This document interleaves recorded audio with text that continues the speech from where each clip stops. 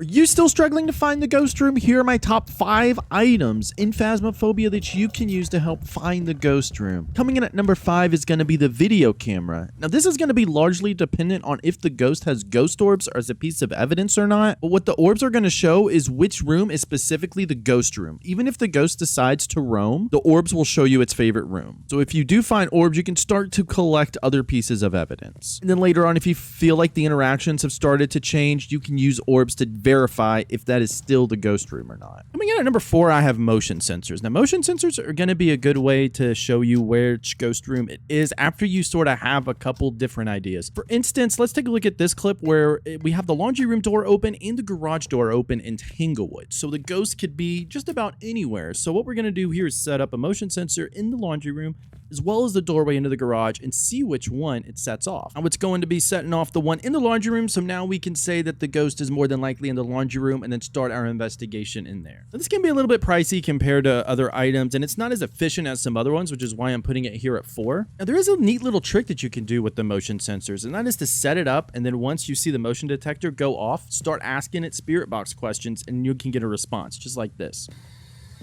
Are you here? Are you friendly? Where are you? Are you here? Are you friendly?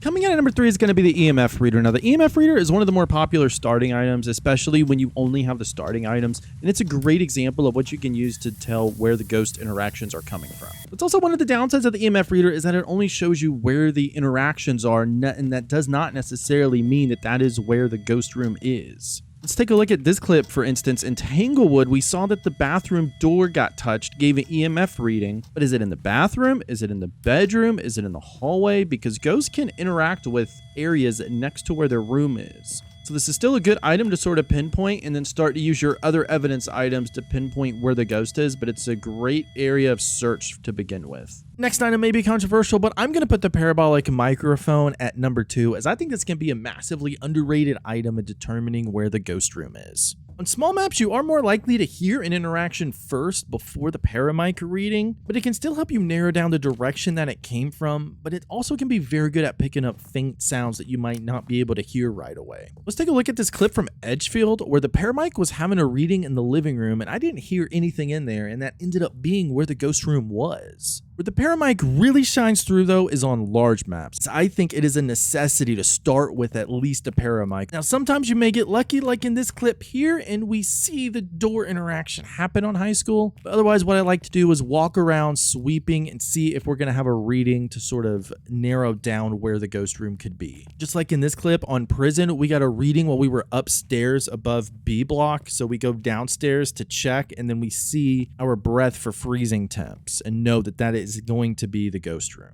One of the main drawbacks, though, with the paramic is that it will pick up any sound, not only the sound that the ghost makes, but also the sound of you flicking on light switches and opening doors, or teammates doing the same, but also, like here in Sunny Meadows, it's going to pick up the fly room and give you a reading. So you just always want to make sure to keep that in mind when using the paramic. And now the best item to use to find the ghost room is going to be sound sensors. Seriously, this is an absolute amazing item. If you do not have these items already, go ahead and save your money and spend it towards the actual best item to find the ghost room, and that's going to be the thermometer. This is my go-to item to pinpoint the exact ghost room. What you want to be looking for is for anything under 10 degrees Celsius or under 40 degrees Fahrenheit. There are a few things to keep in mind with the thermometer that can throw it off at first. So if you immediately go into the house with the thermometer, if you start with the breaker on, it's still going to take time to cool down the ghost room to figure it out immediately.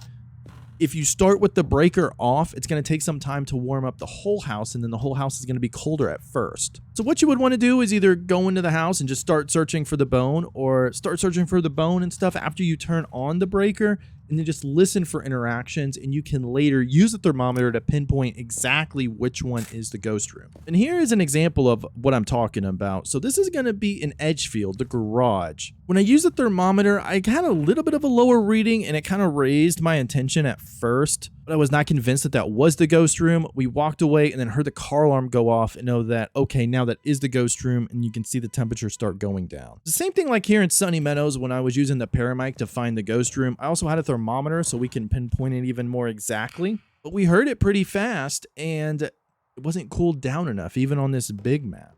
If you do search for like the bone and other items and listen for the interactions, then come back later with the thermometer, it's going to pinpoint exactly where you should be looking. And if you do want more tips to find where the ghost room is, you can click or tap the screen right now, like the video if you got value out of it, subscribe if you want to be notified for future videos, and I will see you in the next one.